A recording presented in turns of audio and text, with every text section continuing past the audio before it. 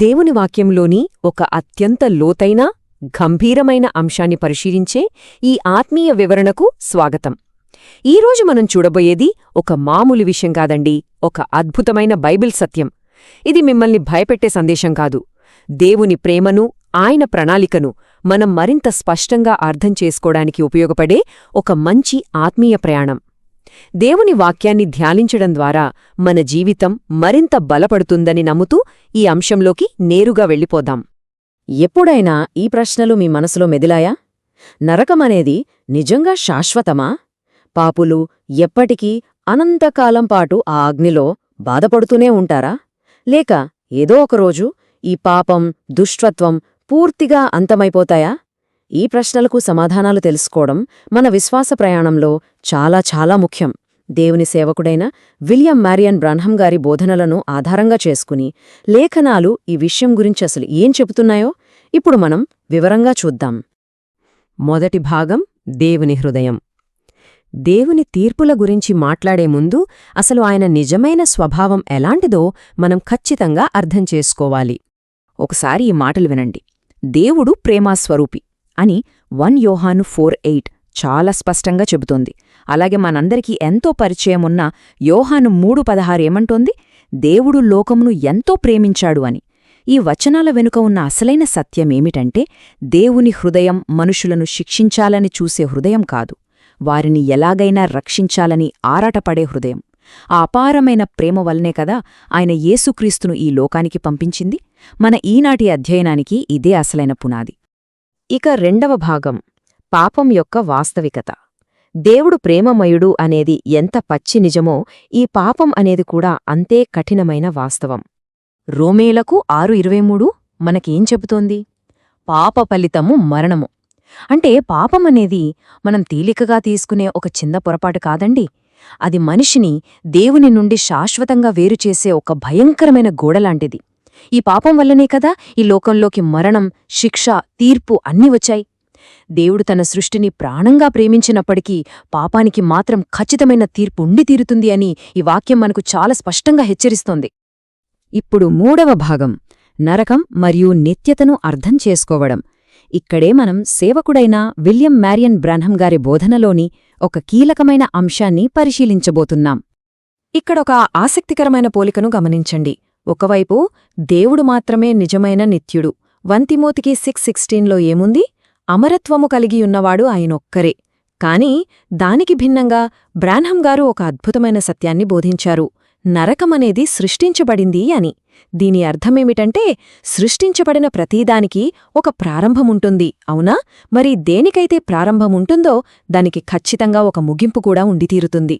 ప్రారంభం, ముగింపు లేనివాడు ఆ దేవుడు మాత్రమే. ఇంకొక చిన్న వ్యత్యాసాన్ని మనమిక్కడ అర్థం చేసుకోవాలి. నరకం, అగ్నిగుండం ఈ రెండూ ఒకటేనా? బ్రాన్హమ్ గారి వివరణ ప్రకారం నరకం అనేది ఒక తీర్పు పొందే స్థితి, కాని అగ్నిగుండమనేది చివరి తీర్పును, అంటే ఫైనల్ జడ్జ్మెంట్ను సూచిస్తుంది. ప్రకటన 20:14 ఒకసారి చూడండి. మరణమును, పాతాళమును ఆ అగ్నిగుండంలో పడవేయబడతాయి అనుంది. దాని అర్థమేంటి? దేవుని అంతిమ రాజ్యంలో ఇక చీకటి, మరణం, నరకం అనేవి శాశ్వతంగా ఉండవు. అవి కూడా కాలిపోతాయి. ఇది నిజంగా ఎంత అద్భుతమైన ప్రకటన కదూ! నాలుగవ భాగం, పాపం యొక్క శాశ్వత ముగింపు. అసలు ఈ పాపం ఒకరోజు పూర్తిగా ఎలా నిర్మూలించబడుతుందో ఇప్పుడు మనం లేఖనాల ద్వారా చూద్దాం. బ్రాన్హమ్ గారు తన బోధనల్లో తరచుగా మలాకీ 4:1ను ఉదహరించేవారు. ఒకసారి ఊహించుకోండి, ఒక ఎండుగడ్డి పొరక అగ్నిలో పడితే ఏమవుతుంది? అది కాసేపు మండుతుంది, చివరకు బూడిదగా మారిపోతుంది. ఆ తర్వాత మీరు వెతికినా దాని ఉనికి ఎక్కడా కనిపించదు కదా. సరిగ్గా అలాగే దేవుడు పాపాన్ని, దుష్టత్వాన్ని శాశ్వతంగా అలా ఉంచేయడు. అది అగ్నిలో పడిన గడ్డిపరకలా పూర్తిగా నశించిపోతుంది అని ఈ వచనం మనకు కళ్ళక్కట్టినట్లు వివరిస్తోంది. దేవుని ఫైనల్ ప్లాన్లో శాశ్వతంగా తొలగించబడేవి ఏమిటో మనం అర్థం చేసుకున్నప్పుడు మన మనసుకు ఎంతో గొప్ప శాంతి కలుగుతుంది. అవే పాపం, దుష్టత్వం మరియు దేవుని పట్ల తిరుగుబాటు. దేవుని పరిశుద్ధ రాజ్యంలో వీటికి అస్సలు చోటేలేదు. విశ్వాసులైన మనందరికీ ఇది ఎంత గొప్ప నిరీక్షణంటే, ఒక రోజొస్తుంది అప్పుడు ఈ విశ్వంలో ఎక్కడా దుష్టత్వమనే పదమే ఉండదు. అంత పరిశుద్ధంగా కేవలం దేవుని మహిమతో మాత్రమే నిండి ఉంటుంది. మత్తయి 10:28లో సాక్షాత్తు యేసుక్రీస్తు చెప్పిన ఆ గంభీరమైన మాటను ఒకసారి గమనిద్దాం. ఇక్కడ ఆత్మను, శరీరమును నశింపజేయగల అంటే నాశనం చేయగల దేవునికి భయపడండి అని ఉంది. బ్రాన్హమ్ గారి బోధనలో ప్రకారం నాశనం చేయడమంటే పూర్తిగా అంతం చేయడం. ఒక వస్తువు కాలిపోయి బూడిదైతే అదికే ఎలాగైతే ఉండదో, దేవుని తీర్పు తర్వాత ఈ పాపం మరియు పాప స్వభావం కూడా పూర్తిగా తుడిచిపెట్టుకుపోతాయి. నరకమనేది పాపాన్ని శాశ్వతంగా నిలిపి ఉంచే స్థలం కాదు, అది పాపం యొక్క అంతిమ నాశనం. 5వ భాగం కృప కొరకు ఆత్మీయ పిలుపు. ఇదంతా విన్న తర్వాత మనలో కలగాల్సిన మార్పేంటి? ఈ సిద్ధాంతం మనల్ని దేవుని వైపు, మరింత పరిశుద్ధత వైపు నడిపించాలి. దేవుని కలుసుకోవడానికి మనమెలా సిద్ధపడాలో చూడండి. ఇక్కడ 4 ముఖ్యమైన అడుగులున్నాయి. మొదటిది నిజమైన పశ్చాత్తాపం, రెండవది పరిశుద్ధమైన జీవితం గడపడం, మూడవది ఏకధాటిగా ప్రార్థనలో నిలిచి ఉండటం, మరియు 4వది పవిత్రాత్మతో నింపబడిన జీవితాన్ని జీవించడం. దేవుని తీర్పు నిజం, ఆయన పరిశుద్ధత నిజం. కాబట్టి మనం అంతా ప్రతిరోజూ దేవునికి భయపడి ఆయన సన్నిధిలో ఈ ఆత్మీయ అడుగులు వేయవలసిన అవసరం ఎంతైనా ఉంది. దేవుడు తీర్పు తీర్చేవాడే ఆయన హృదయం ఎలాంటిదో 2 పేతురు 3:9 మరియు యెహెజ్కేలు 33:11 వచనాలు స్పష్టంగా చూపిస్తున్నాయి.